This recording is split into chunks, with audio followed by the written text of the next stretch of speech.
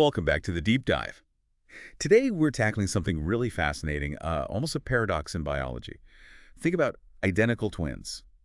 Same DNA, right? Same genome. Exactly the same sequence. But as they grow older, they can end up quite different.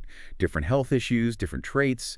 How does that happen if the blueprint is identical? Well, that's the million-dollar question, isn't it? And it forced genetics to look beyond just the sequence. For a long time, it was all about the A's, T's, C's, and G's. Right. But questions like that, or even, why sometimes you only use the gene copy from your mom and not your dad, pushed us into epigenetics, literally meaning above or on top of genetics. Epigenetics. Okay, let's break that down right away. We need to be clear about the difference between the genome and this epigenome. Absolutely. That's the core concept you need to hold on to. Your genome, that DNA sequence, is basically fixed. It's set from birth, stays constant your whole life. Okay, static. Pretty much. But the epigenome, well, that's the layer of instructions on the genome. Chemical tags, structural changes, and crucially, it's different in different cells. Your brain cells have one epigenome, your liver cells another. Ah, so it's cell-specific. Highly cell-specific. And it changes, it adapts throughout your life based on, well, everything. Your diet, stress, your environment. It's dynamic. So the genome is the hardware of the DNA sequence, but the epigenome is like the software telling the hardware what genes to run and when. That's a great analogy, exactly. So our mission today is to look at the three main ways this software is written and maintained. These molecular mechanisms control so much, from how we develop to why we get certain diseases. All right, let's get into mechanism number one. This seems fundamental. DNA methylation, actually adding something to the DNA itself. That's right. It's a chemical modification. We're talking about adding a tiny molecule, a methyl group, that's CH3, onto a cytosine base in the DNA. This creates something called 5-methylcytosine, or 5-MelC. And the enzymes that do this job, the writers in this case, are DNA methyltransferases. DNMTs, for short. DNMTs, got it. Are there different types? Yep. DNMT3A and 3B are generally responsible for establishing new methylation patterns, like during development. Then there's DNMT1, which is more of a maintenance enzyme. It copies existing methylation patterns onto new DNA strands when cells divide. So it preserves the pattern. And where do these DNMTs tend to put these methyl tags? Is it random? Oh, definitely not random. It happens almost exclusively where a cytosine C is followed immediately by guanine. We call that a CpG dinucleotide. CpG? And often these CpGs are found clustered together in specific regions, usually near the start of a gene, in what we call CpG islands. Okay, CpG islands near gene promoters. So functionally, what does adding that methyl group to a CpG island do? Turn the gene on, off. It generally silences the gene. Think of the methyl group sticking out into the major groove of the DNA double helix. It physically gets in the way. Blocks things. Exactly. It blocks the proteins needed to start the transcription factors from binding to the DNA. If they can't bind, the gene can't be read. It's switched off. So methylation in a promoter CpG island usually means gene silencing. Unmethylated means the gene is potentially active? That's the general rule, yes. And the overall pattern of methylation across the genome of the methylome is incredibly specific. The source material highlights how you can tell a bone cell from, say, a bladder cell just by looking at their methylomes. It reflects their different jobs. Wow, that's specific. It is, and it's not just about silencing specific genes. Methylation also happens a lot in repetitive parts of the genome, things like lines and signs, mostly in tightly packed regions called heterochromatin. Why there? It's thought to be really important for keeping the chromosome stable, preventing these repetitive bits from jumping around or causing problems. Genome integrity. Okay, mechanism one. Methyl tags on the DNA, especially at CpG islands, controlling gene access. What's mechanism two? You mentioned structural changes. Right. This involves the proteins that DNA wraps around the histones. Remember, DNA isn't just floating free. It's spooled around these histone protein cores, forming structures called nucleosomes, like beads on a string. And the tails of these histone proteins, particularly the N-terminal tails, stick out from the core. These tails are like platforms for adding other chemical tags. So we're decorating the histones now, not the DNA directly. This is where those writers, erasers, and readers come in, right? Exactly. It's a useful framework. Writers are enzymes that add modifications, things like acetyl groups, methyl groups, phosphate groups. Erasers are enzymes that remove them. And readers are proteins that recognize specific combinations of these marks and then trigger some downstream effect, like recruiting other proteins. Let's take acetylation as an example. Adding an acetyl group, what does that do? Acetylation is generally an activating mark. When acetyl groups are added to histone tails, typically to lysine amino acids, it neutralizes their positive charge. DNA is negatively charged, so this weakens the interaction. Loosens the grip. Precisely. It loosens the histone's grip on the DNA, making the chromatin structure more relaxed or open. This open configuration allows the transcription machinery to get in and access the genes. So acetylation equals open chromatin, gene access possible. And removing it, deacetylation would do the opposite. Right. Deacetylases, the erasers for acetylation, remove those acetyl groups. The positive charge on the histones is restored, they bind the DNA more tightly, and the chromatin compacts into a closed confederation, gene silenced. It's a very direct structural control. But it's not just acetylation, is it? You mentioned methylation and phosphorylation, too. This sounds like it could get complicated fast. Oh, it gets incredibly complex. That's the whole idea behind the histone code. It's not just one mark. It's the combination of different marks on different amino acids on different histone tails that determines the functional state of that chromatin region. Can you give an example? Sure. There's a specific notation, like H3K27E3. That means histone H3, the lysine at position 27, has 3 methyl groups Me3 attached. That particular mark is strongly associated with silenced chromatin, often regions that need to be kept off long-term. H3K27E3 means silence, and other combinations mean active transcription, or poised for activation, or something else entirely. Exactly. The source mentioned something staggering. Just looking at methylation possibilities on histone H3 alone could yield something like 280 billion different combinations. Billion. How does a cell even interpret that? It highlights the sheer level of sophistication, doesn't it? This complexity allows for incredibly fine-tuned control, essential for creating all the different cell types and functions in our bodies from the same DNA blueprint. Okay, so we have DNA methylation, and we have histone modifications forming a complex code. What's the third major mechanism? The third player involves RNA molecules that don't actually code for proteins, non-coding RNAs or ncRNAs. RNA getting involved in regulation directly. Yes. There are short ones, like microRNAs, but for epigenetics, the long non-coding RNAs, or lncRNAs, generally over 200 nucleotides long, are really key players. They're transcribed from DNA, but they aren't translated into proteins. Their job is regulatory. How do they regulate? What do they do? They act in several ways, often guiding other regulatory machinery. The book describes 2 main models. One is the decoy model. Decoy. Yeah, the lncRNA might bind to, say, a transcription factor, effectively acting as a sponge or decoy, preventing that factor from finding and activating its actual target genes. Okay, so it intercepts the signal. What's the other model? The guide model. This is more proactive. Here, the lncRNA acts like a scaffold or a guide, binding to specific protein complexes, maybe the DNMTs we talked about, or histone modifiers, and physically bringing them to specific locations on the genome. So it targets the modification machinery to the right gene. Exactly. It ensures that the epigenetic marks are placed precisely where they're needed to either silence or activate genes. Think of them as directing traffic for the epigenetic machinery. Makes sense. You need something to coordinate all this complexity. Okay, let's see. These 3 mechanisms, DNA methylation, histone code, lncRNAs working together. The chapter talks about monoallelic expression, MAE. Only 1 gene copy active. Right. Normally, you have 2 copies of most genes, one from each parent, and both are active. But in MAE, only 1 allele is expressed. A classic example is genomic imprinting. Imprinting. This is the parent of origin thing, right? Precisely. It depends on whether the gene came from the mother or the father. During egg and sperm formation, specific genes get marked usually by methylation as being either maternal or paternal. Yep. Then very early in embryonic development, there's a big wave of demethylation, like wiping the slate clean.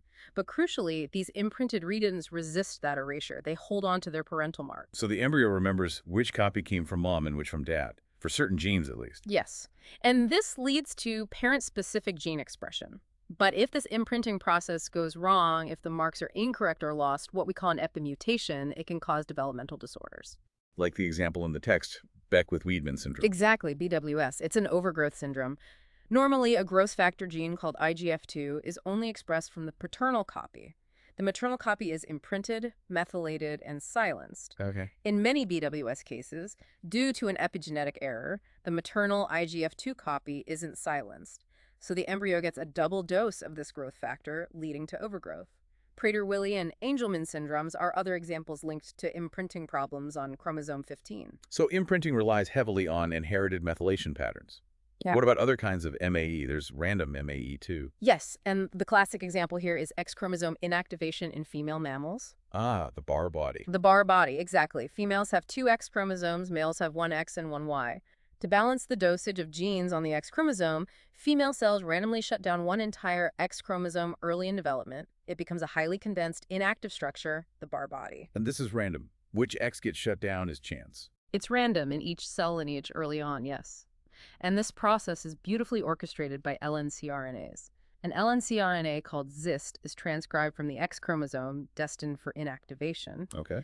ZIST RNA then coats that entire chromosome, recruiting silencing complexes, histone modifiers, DNA methyltransferases to shut it down comprehensively. Wow. And how does the other X stay active? There's another lncRNA called 6, which is made from the opposite DNA strand at the same location. 6 actively represses ZIST on the chromosome that will remain active, protecting it from inactivation. It's a neat regulatory loop. So lncRNAs are absolutely central to X inactivation. But the text also mentions random MAE for genes on autosomes, the non-sex chromosomes. That sounds surprising. It was a big discovery. Turns out 10 to 20% of our autosomal genes might show this kind of random monoallelic expression. 10 to 20%, that's a lot. It is. Like X inactivation, the choice of which allele, maternal or paternal, gets silenced seems to be random or stochastic early in development. This creates tissues that are actually mosaics of cells expressing one allele or the other. And can we tell which allele is off and which is on using those histone marks we discussed? Absolutely. Research consistently finds a specific chromatin signature. The inactive allele tends to be marked with that silencing histone code, H3K27E3, while the active allele carries marks associated with active transcription, like H3K36ME3. The histone code reflects the expression state. Incredible. Okay, let's shift gears to how this applies in disease, specifically cancer. The book emphasizes that cancer isn't just about DNA mutations anymore. Not at all. The view now is that cancer develops through an accumulation of both genetic and epigenetic changes. Epimutations are just as important. And in cancer, methylation seems to go wrong in two opposing ways at once. That's the really complex part. On one hand, cancer cells often show global hypomethylation. That means less methylation overall across the whole genome. What does that cause? It can lead to chaos. Genes that should be silent might get turned on, including oncogenes that drive cell growth. It also contributes to genomic instability, chromosomes breaking or rearranging, because those repetitive elements we mentioned aren't properly silenced anymore. So widespread undermethylation is bad, but then there's also targeted overmethylation. Yes, selective hypermethylation. At the same time, the genome overall is hypomethylated. Specific CpG islands, particularly those controlling tumor-suppressor genes, become heavily methylated and thus silenced. Silencing the brakes on cell growth. Exactly. Genes like BRCA1, involved in DNA repair and breast cancer risk, or MLH1, another DNA repair gene, often get silenced by hypermethylation in various cancers. It's like the cell loses its defenses. And epimutations can sometimes knock out multiple suppressor genes more efficiently than trying to mutate each one individually. But here's the hopeful part, right? Unlike DNA mutations, which are hard to fix, these epigenetic marks are potentially reversible. That's the crucial difference and the basis for new therapies. Since epigenetic states can be changed, we can develop drugs that try to reset the cancer epigenome. Like what? Well, drugs that inhibit those DNMT enzymes, like Vidaza. The goal is to reduce the hypermethylation, silencing the tumor suppressors, allowing them to be expressed again. Turning the brakes back on. Right. And similarly, there are histone deacetylase, HDAC inhibitors, like Zelinza. They block the removal of those activating acetyl marks. The idea is to force the chromatin around tumor suppressor genes back into an open state, reactivating them. It's about reprogramming gene expression. That's a really promising therapeutic angle. Okay, finally, let's connect this back to the outside world. How does our environment, things like diet, stress, actually change our epigenome? And can those changes be passed on? This is maybe one of the most profound areas. The evidence is mounting that environmental factors can definitely leave epigenetic marks. The rat pup nurturing study is a classic example. Tell us about that one. Researchers looked at rat mothers that naturally showed high or low levels of licking and grooming maternal nurturing towards their pups. Pups raised by low-nurturing mothers grew up to be much more anxious and stressed as adults. Okay, a behavioral difference. But what was the mechanism? It was epigenetic.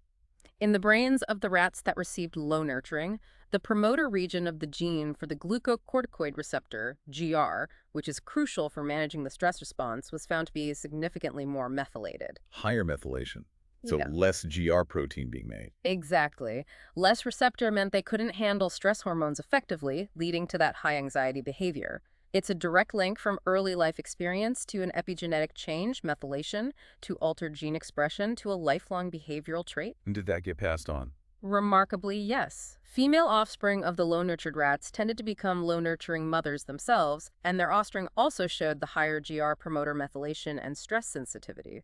It suggests a mechanism for transmitting acquired behavioral traits across generations via epigenetics. Wow. Then there's the agouti mouse example with the coat color. That seems very visual. The AV mouse is maybe the most striking visual demonstration of what we call metastable epiallele. These mice are genetically identical, but they show a huge range in coat color, from yellow to mottled to brown, pseudo-agouti. Right. They also vary in their susceptibility to obesity and disease. Identical genes, different outcomes. Why? It all comes down to the methylation state of a specific DNA element, actually a transposable element, inserted near the agouti gene promoter.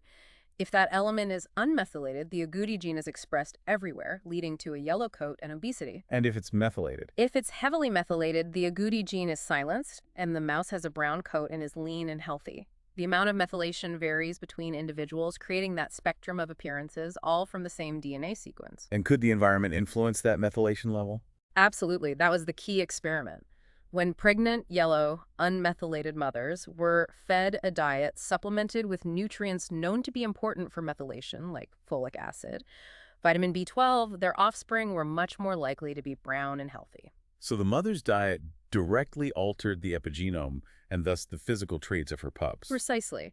It showed that maternal nutrition during pregnancy could shift the epigenetic state of these metastable alleles with long-term consequences for the offspring's health. It's a powerful example of environmental influence on the inherited epigenome. Okay, let's try to wrap this up. The core message seems to be that the epigenome, these layers of DNA methylation, histone modifications, guided by non-coding RNAs, acts as this crucial interface.